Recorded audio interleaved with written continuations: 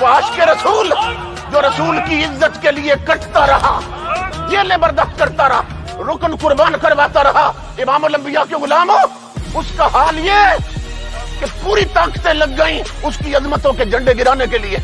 मैं आज भी चैलेंज कर रहा हूं, बातिर और तागूती ताकतों, तख्त और इक्तिदार वालों, तुम आओ किसी मैदान में, सिक्योरिटी गार्ड हटा दो, तुम भी आ जाओ, मैं अमीरुल मुजाहिदीन का सिर्फ जूता लाता हूं,